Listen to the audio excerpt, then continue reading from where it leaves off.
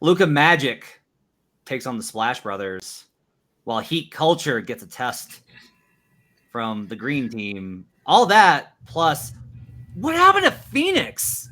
This is the Locked On NBA.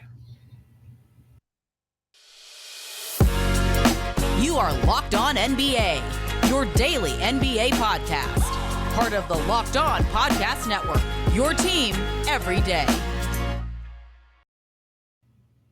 On NBA, your source. NBA from the Locked On Network, your team every day. Thanks for making this your first listen every day. We're free and available on all platforms. Today's episode is brought to you by PrizePicks. Check out prizepicks.com and use promo code NBA or go to your app store and download the app today. PrizePicks is daily fantasy made easy. My name is Matt Moore. I'm the senior NBA writer for the Action Network and co-host of Locked On Nuggets. He's David Ramil. He's co-host of Locked On Heat, and he's a very busy man as he has recorded a crossover episode with the ever-confident John Corrales of Locked On Celtics, which you can check out over at Locked On Celtics or Locked On Heat. Go to Locked On Heat and check out their complete guide. Today on the show, we're going to go give you a broad overview, give you my thoughts as well as David's on the Heat versus Celtics series. We'll talk about Warriors versus Mavericks and whether or not Luka can pull off yet another upset during his incredible run. And in the third segment, we're going to dive into kind of the consequences for the teams that lost those Game 7s on Sunday. All that and more on today's show. You can follow David on Twitter at DRamil13. I'm on Twitter at HPBasketball. David, I'm sure you've talked yourself to death about this series already, and it's not even started yet. Kyle Lowry, before we went on this podcast, was announced out for Game 1. No big surprise. Everybody kind of assumed that Lowry would be out for this game. Instead, I'm going to try and find a different angle for you, okay? Okay. What is the absolute worst case for the Miami tactical sense? Not injury or whatever else, but if the Celtics do X, Miami is in the most. What do you think is the big? Sorry, I lost you there. Like your internet faded out. I couldn't hear the question. Sorry about that. I said, sorry about that for technical difficulties. I said that I was asking you, what's the worst case for the Miami Heat? So beyond injuries, right? No injuries factored in. If the Boston Celtics do X, what is the worst case scenario there for Miami? I think the worst case for Miami would be if Jimmy Butler can't reproduce the same level of offensive output that he had versus the Philadelphia 76ers, where he was the best player in the series by far, and they can't get any kind of secondary scoring from anybody else. That is the bigger question, I think, facing this Heat team is who steps up alongside Jimmy, because there haven't been many doubts about Jimmy, but they were counting on, say, Max Strus in Game 6 against the Sixers.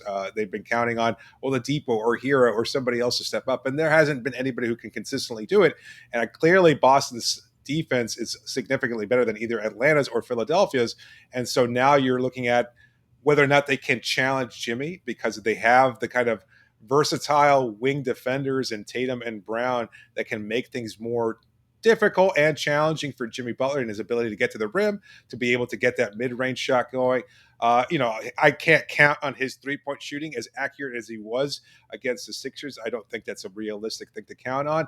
And if he can't get to the line and he can't get to the rim and he can't do what Jimmy does so much better than everybody else on that Heat roster, then who's going to step up and lead the charge? I don't know that Miami has that player. We saw Tyler kind of brought down to earth over the last couple of series. He has not been the sixth man of the year that we saw during the course of the regular season. So that's a big question in terms of who Miami finds that can keep up the scoring pace alongside Jimmy Butler. Yeah, and I wonder how much Lowry's absence is going to hurt that as well, sure. Right? You need somebody that can just manipulate the defense and find holes and gaps in it. Because I think the big, Hero has struggled this season versus the Celtics, and I don't think it's a mystery as to why.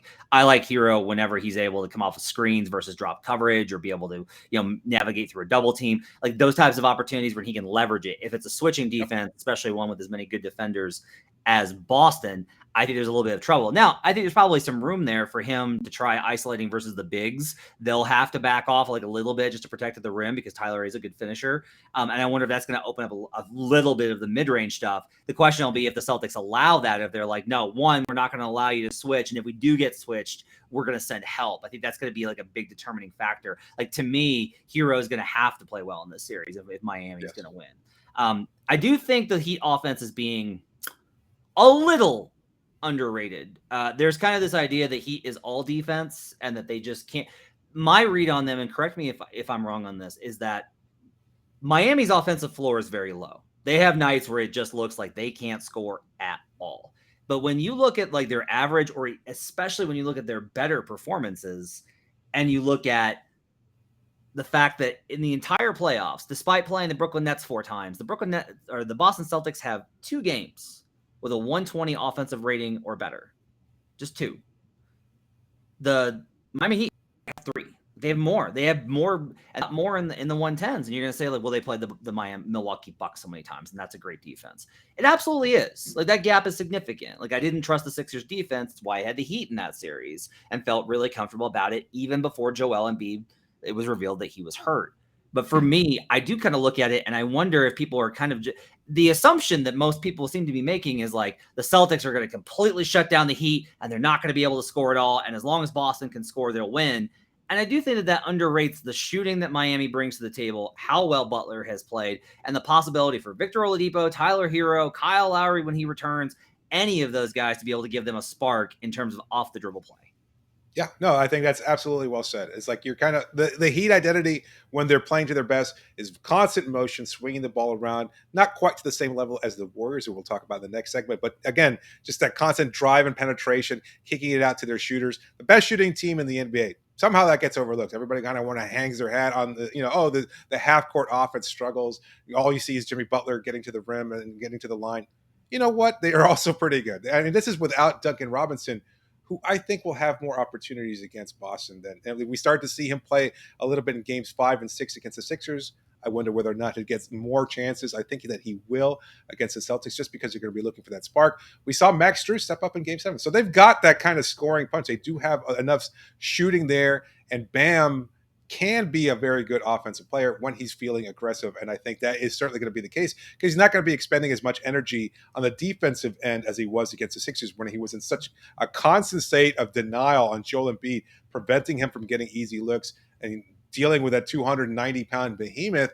And it was just, that won't be the case. He won't be concentrating on Al Horford to the same extent as he did Embiid. So I think it's going to be a better series for Bam overall. Another thing I think people are kind of overlooking here, and not to go too far on the Heat here in this podcast, but I do kind of feel like they're being underwritten. I feel like if you want like coverage of Boston, you're not going to find any sort of shortage on it, but it does kind of seem like the Miami Heat are just kind of the creative player of this entire NBA playoffs, which, you know, the 1 seed in the East probably deserves a little bit more. Synergy has the Celtics logged at 6 possessions versus zone in the entire postseason. Second Spectrum has them at 5. Now, these things are kind of hard to log sometimes, but basically that matches the eye test. Like the Bucks didn't really try zone versus them. And the Nets, I don't think, really tried any defense. If you ask me to identify what type of scheme the Nets ran, I would just say bad. So the Heat being the number 1 team that uses zone in the entire playoffs, is that something that you think can be effective versus Boston, or is the 3-point shooting a little bit of a concern there?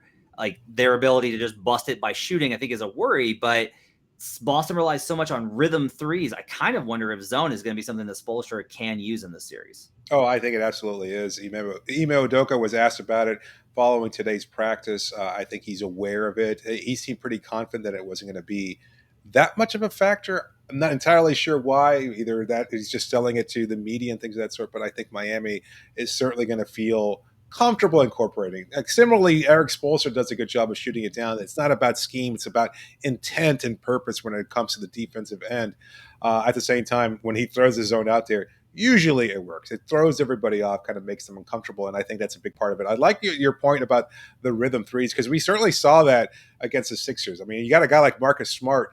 You kind of want him to shoot and miss early on because you know he might not be a factor. He might shoot you out of the game just as much as he's willing and able to shoot you into it. Certainly, that I think that's the case with Tatum. We haven't seen that much because he's been on such a tear during the playoffs, but I think Miami's kind of banking on being able to throw zone out there just enough where they can challenge what Boston does, force a few turnovers perhaps, get things going in the right direction. And Miami's so good in their transition offense too. I think that they'll be able to capitalize on some mistakes when they use that zone.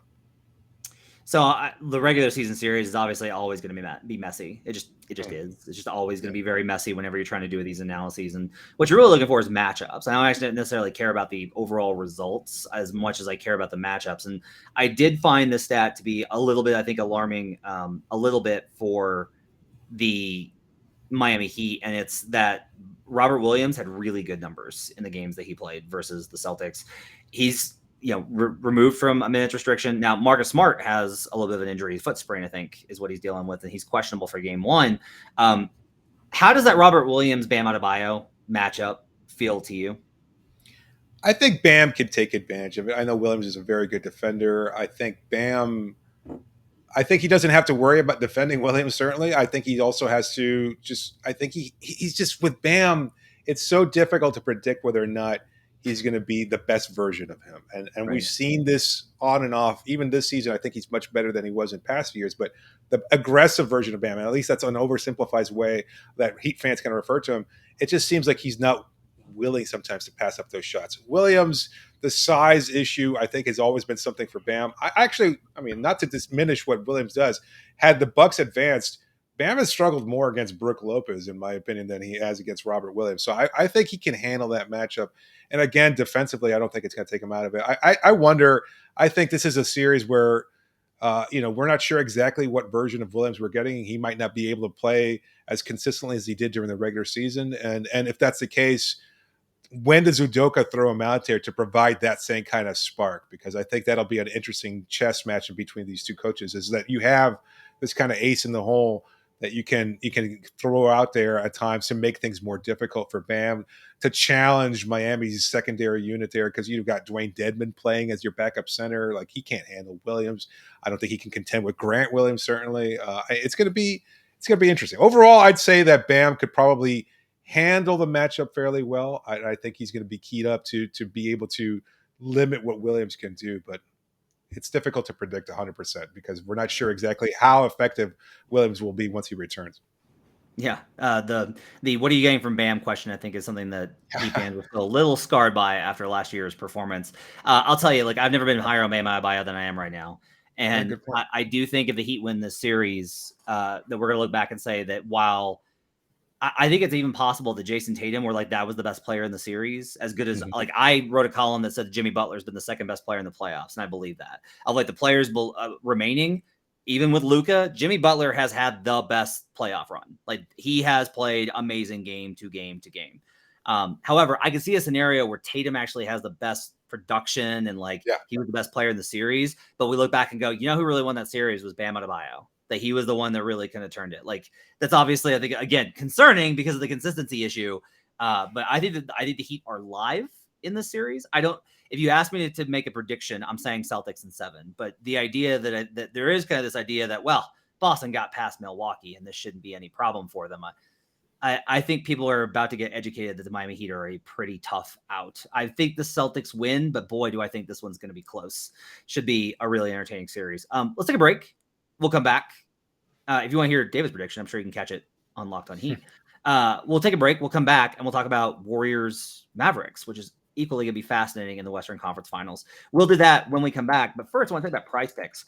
Are you looking for a daily fantasy option for the NBA? Then you got to try the award-winning app Prize Picks. It's daily fantasy made easy. We love it, and we know that you're going to too. You pick 2 to 5 players and over/under on their projections, and you can win up to 10 times on any entry. And it's just you versus the projected numbers. I'm actually going to be taking Bam Adebayo over on points. I actually think that he's going to be able to get some mid-range shots going in this game 1, especially at home versus a tired Celtics team. Entries can be made in 60 seconds or less. It's that easy. Prize Picks is safe and offers fast withdrawals. Use the award-winning app on both the App Store and Google Play. They offer any prop you can think of, from points scored to rebounds, even steals. And they've got mixed sport entries. You can mix in college football, NFL, MLB, soccer, MMA, and more. And for a limited time, Prize Picks is an exclusive no-brainer of an offer for all of our users. They get $50 for free That's right. You get $50 for free if a player in your first Prize Picks entry scores a single point. But you have to use code NBA. That's right. An exclusive offer just for our Locked On fans. Use code NBA and get $50 for free if a player in your first Prize Picks entry scores a single point. Prize Picks is daily fantasy made easy. We're also brought to you today by Built Bar. Built Bar is amazing. David, I'm on a real health kick. I'm turning 40 at the end of the month, so I'm like buckled down, right? I'm on the treadmill 5 times a week. I'm doing all sorts of weight exercises. And when I get done, I need that protein hit. And that's why I turn to Built Bar, which has awesome flavors to go with all of that protein. I got a protein bar. It's a protein infused marshmallow. Incredible stuff. What can't science do? Protein infused marshmallow that tastes like birthday cake. It's incredible. Covered in 100% white chocolate. Only 150 calories with 16 grams of protein. That's what I need after I get done working out. I'm making sure to hit those birthday cake Built Bar puffs. It's got, again, just 150 calories, 16 grams of protein, and only 9 grams of sugar. It's an amazing option if you're looking for a healthy way to get flavor and variety in your day. All of the Built Bars are made with collagen protein, which your body absorbs more efficiently and provides tons of health benefits. Go to Built.com and use promo code LOCKED15, LOCKED15, and get 15% off your order. Use promo code LOCKED15 for 15% off at Built.com. We'll be right back on Locked On NBA.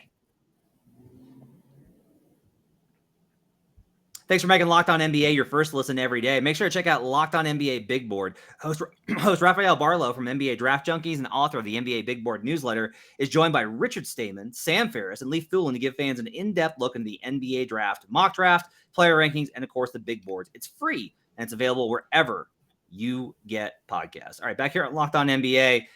Other series kicking off, this one on Wednesday, David, is the Golden State Warriors with all that championship experience taking on the upstart Dallas Mavericks, who knocked off, that's not accurate to say, knocked off and then dragged through the mud and then threw into a hole and then poured cement on top of the hole.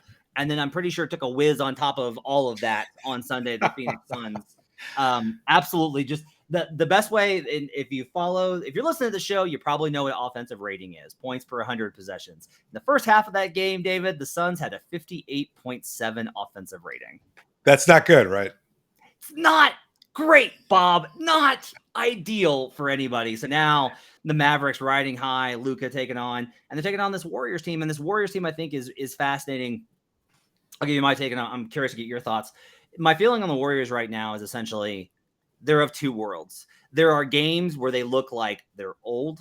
They've slipped. The defense isn't quite as good. They don't put up as many threes as they used to. They don't splash all the time. Sometimes Klay Thompson looks like a guy that's had an Achilles and an ACL tear. Sometimes Draymond Green looks like a guy that's been playing for quite a while. And then other times they look absolutely like one of the most ferocious teams in the league. And they look like a team that should win the NBA title. And that inconsistency, I think, has spurred of like this real divergence on this series where I think the Mavericks have kind of become a trendy pick to pull off the upset. I think that they're very much like, because of Luka, and he seems like it's easy to say Luka right now is the best player in the series. It's crazy when you got Steph Curry, the all-time 3-point leader, one of the best offensive players in history, but you have to kind of look at Luka and say he's better. I'll give you my thoughts on who I think wins the series in a minute, but I'm curious to get, what do you think is like the biggest factor that'll wind up deciding the Western Conference Finals? Well, it's interesting you mentioned these two worlds theory here, but isn't this who they've been for a long time? Like everybody kind of dismissed it or chalked it all up to them being bored because the talent was so overwhelming and they were changing the league and they were doing things that nobody could predict. And so they had all this talent. And yes, they would go through these spikes where they weren't quite as effective. They were just kind of disinterested, even with an in-game basis, right? Like it's like they could take 3 quarters off and then just crush you for 8 minutes. And next thing you know, they're up 20. And now maybe they're not quite as good, but they still have that capacity where they could just dominate a team. We're kind of talking about Luka Doncic, and rightfully so, because he's freaking phenomenal. But like Dallas's defense is really good, and they do things so precisely, which, I hate giving Jason Kidd the kind of credit that he's perhaps deserved of for the job he's done in Dallas. But, they're really, really effective. And I just wonder whether or not this kind of lazy-ish sort of attitude by Golden State is going to just wind up biting them in the ass a little bit, because Dallas will just creep up on you, and when they've got a player as ignitable as Doncic, that kind of swings in their favor. So I don't know. It's a really interesting matchup between this much more veteran-laden team, a much more proven team in Golden State, but a Dallas team that just doesn't really seem to care and does things really, really, really effectively. Like, they're just a really good team. Like, I would never have guessed that they would mop the floor with Phoenix as effectively as they did in Game 7. Yet here we are talking about Dallas Mavericks series. So it's tough to kind of see which team will advance. I don't know. There's both teams have pros and cons, and you could say that about all four teams left, right? Like, I mean, Boston's defense is really good. Miami's defense is really good. All these teams really good, but also really flawed in many ways. And you wonder whether or not this is going to be there's no powerhouse the way they have been in years past. One thing I think is interesting, in the Suns' 3 wins in that series, they had a 127 offensive rating. 127 offensive rating.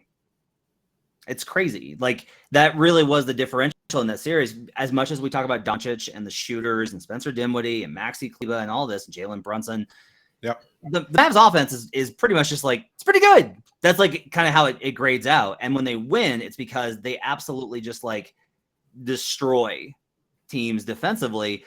I will be honest, they're going to have to do it one more time for me. Probably 2 more times. I can't buy in. I'm sorry. I watched that Sun series, and I went possession by possession for Phoenix in games 3, 4, and 6.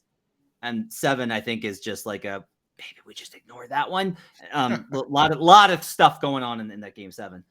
I wasn't able to necessarily identify what the Mavericks did. A lot of it, you just watched it. And I'll say this, people like Josh Bowe that covers the Mavericks over at MavsMoneyball.com have actually commented like the Suns just threw the Mavericks the ball. Like, just threw the ball at them consistently. And I do think a lot of that series, I think the Utah series was a team that was ready to get blown up. Yeah. I think the Sun series was a team that they got overconfident, and then once they hit some adversity, really fell apart. I have a lot of faith in this Golden State team. Yes, it's absolutely true. They melted in the 3-1 series, but you also learn from that. And one of the things I think has been interesting to kind of watch from them, and this is very much a narrative thing and not an X's and O's thing. The Warriors responded a little bit with the trash talk from Memphis, but the whole way, like, Draymond was so complimentary of Nikola Jokic and the Nuggets and was like, that's a really good team, and that guy's awesome. Right. And then versus Memphis, there wasn't like, they were basically going back at them because Memphis talks so much, that's Memphis's identity. They're young and brash, and that's how they get by. Golden State seems very much like the wizened one now, where they used to be that team that would run their mouth at everybody, and they've hit some adversity. And I just tend to like those teams a little bit more. From a tactical approach, I just wind up being like, look, I think Klay Thompson can have enough good games. I think Jordan Poole can have enough good games. Jordan Poole and Steph Curry are going to get hunted. They are. I'm going to be really curious to see what the Warriors do. This stat surprised me, David. The Mavericks have run the most switch of any team in the playoffs. More than Golden State, more than Miami, more than Boston. The Dallas Mavericks have switched on pick and roll possessions more than any other team. The Warriors, in terms of total possessions or like percentage of possessions? Possessions per 100. Sorry, switches per 100 possessions. So if you take all of the possessions, their rate is higher than any other team, which is really surprising to me. Very, very. A lot of that, actually the Heat played a lot of drop, which is kind of surprising. I think a lot of that had to do with the Sixers and their shot creation and how they corral Trae Young. Those teams obviously switch a lot too, but it's just that Dallas has the most. And it's going to be interesting to see this Warriors team, that their big edge is always, we switch everything. We play 5 out. And they're running against a Dallas team that's basically like, that's what we do. One of the big advantages for Dallas was that no matter what DeAndre Ayton did, the Mavericks couldn't get played out of their small ball lineup because they don't have an alternative. Boban's not in the rotation. They got Dwight Powell and they got Maxi Kleber. They will not go big. They just won't. They will continue to play absolutely small stretch 5 with Powell as basically a rim runner. So I'll be curious to see what role does Kevon Looney play in this series? How does he play? Can they play drop versus Luka? Because look, the Suns did it in games 1 and 2 and let Luka go for 40% but they won the game handily. So those kind of tactical things I think are very interesting as we kind of diagnose the series. Yeah, good point. And given Kerr's experience there, I mean, sure, kid's been in these situations, but given Kerr and his understanding of how to make these kind of in-game adjustments, you kind of like the edge there for Golden State a little bit. It's just in this heavy switch mode of Dallas's, that kind of, I mean, that favors.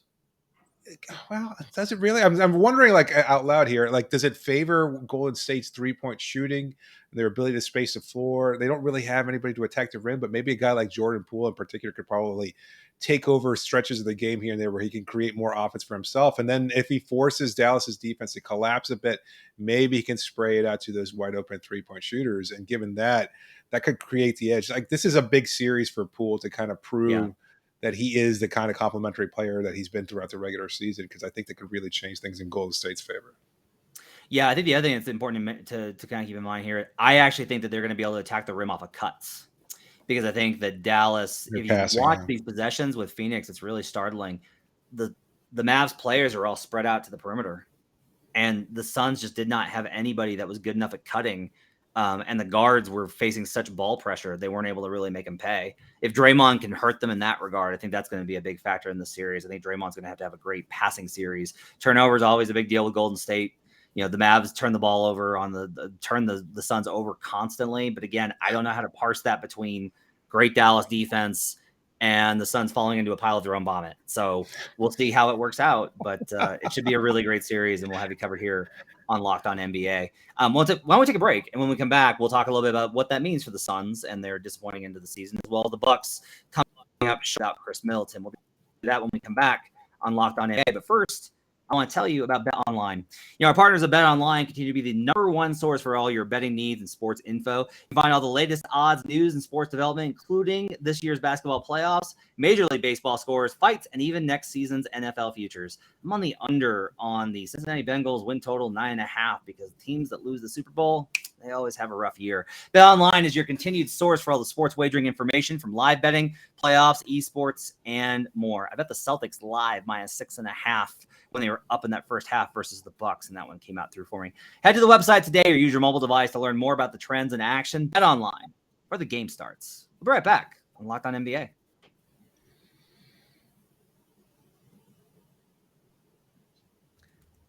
Final segment here on Locked On NBA. Thanks for making us part of your day and your first listen each and every day. Make sure to be tuned here all throughout the week for all of our great hosts as they give you the lowdown. Tomorrow, you got Jake Madison and, that's right, David's good friend, John Corrales will be on.